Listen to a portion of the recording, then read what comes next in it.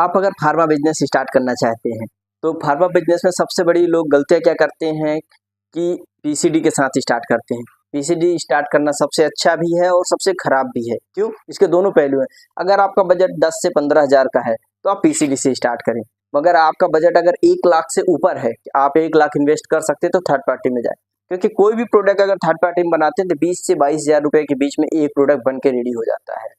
और यही चीज़ अगर पीसीडी में कहेंगे तो आपको 20 हज़ार में 50 प्रोडक्ट मिल जाएगा। मगर दिक्कत क्या है, आप किसी भी जगह से अगर लॉन्च कर रहे हैं, जैसे अगर आप बनारस में कि मिर्ज़ापुर में है तो अगर स्टार्ट कर रहे हैं तो आप मिर्ज़ापुर में उस कंपनी की फ्रेंचाइजी तो ले लिए, मगर आने वाले किसी भी अगर जैसे प्रयागराज में है तो उसने फ्रेंचाइजी प्रयागराज में ली और आपका मिर्ज़ापुर में अगर बेस स्टेबल होगा, 1 लाख से 1.5 लाख की सेल है तो वो आके प्रोडक्ट यहाँ बेचने लगेगा और आप कुछ भी नहीं कर सकते, क्योंकि आपके पास भी प्रोडक्ट आ रहा है, उसके पास भी आ रहा है। तो अगर ओपन मार्केट है, आप कहीं भी बेच सकते हैं। आपकी टेरिटरी में आकर प्रोडक्ट बेचेंगे तो आप कुछ नहीं कर सकते, क्योंकि ओपन मार्केट है ये। अगर आपका थर्ड पार्टी में खुद का प्रोडक्ट बनवाते हैं तो आपका प्रोडक्ट कोई भी नहीं बनवा सकता, ना कोई बेच सकता, जब तक आपकी परमिशन नहीं होगी। और उसमें भी आप अगर ट्रेडमार्क कर लिया तब तो आपका कोई प्रोडक्ट बना ही नहीं सकेगा, क्योंकि कोई भी कंपनी का आपने देखा बड़ी कंपनी में कोई प्रोडक्ट बना ही नहीं सकता।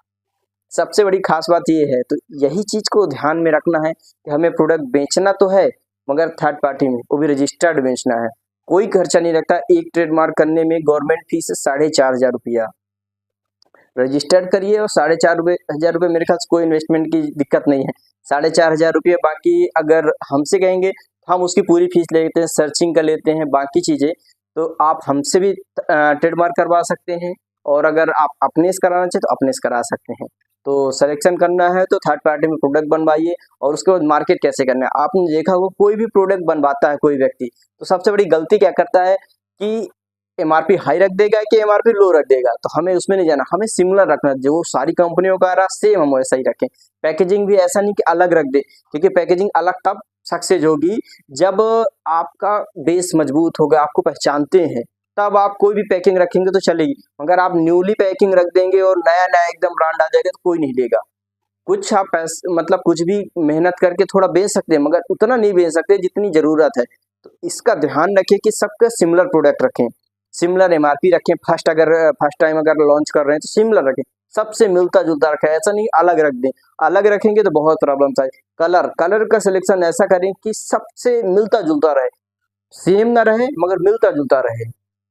पैकेजिंग मिलती जुलती रहे, एमआरपी मिलती जुलती सबसे रहे, अलग कुछ भी नहीं रखना।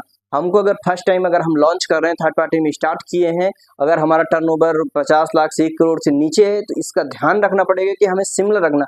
अलग रखे तो हमारा अगर सेल नहीं होगी तो एक्सपायर होगा तो हमें लॉस होगा, इसका ध्यान रखना। थर्ड पार्टी में अगर कोई प्रोडक्ट बनवा रहे हैं तो इसका जरूर सिलेक्शन करें।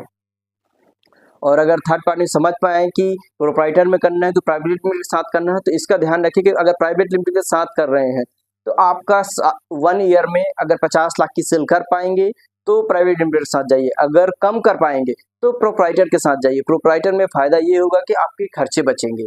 मैं ये नहीं कहता कि प्राइवेट लिमिटेड अच्छा है कि प्रोप्राइटर अच्छा है ना, मेरा कॉन्सेप्ट ये है कि आपका पैसा बचना चाहिए। आपने शुरू में इन्वेस्ट किया, आप साल भर में बेच पा रहे हो 5 से 8 लाख का, और आपको प्राइवेट लिमिटेड करना, तो ये एक तरह से गलत भी है, कुएं में कूदने जैसा हो गया। तो आपको ऐसा नहीं करना, आपको करना है कि आपको प्रॉफिट जनरेट कैसे हो। आपको ये नहीं देखना कि मार्केट में क्या है, अगर आपको प्रॉफिट जनरेट हो रहा है तब तो आप सर्वाइव कर पाएंगे। भला ही आपके पास प्रॉफिट ही नहीं जनरेट हो रहा है तो क्या करेंगे बेच के, कितने दिन लॉस जाएंगे, 1 साल 2 साल, उसके बाद बंद। तो आपको मार्केट से बाहर निकाल दिया जाए कि आप मार्केट में जमे रहेंगे, तो जमे रहने में ज़्यादा फायदा है, क्योंकि थोड़ा मार्जिन कम होगा मगर चलेगा, मगर अगर मार्जिन होगा ही नहीं तो नहीं चलेगा। तो इसका ध्यान रखें कि तभी सेलेक्ट करें प्रोप्राइटर और प्राइवेट लिमिटेड जब आपके पास बजट जैसा हो।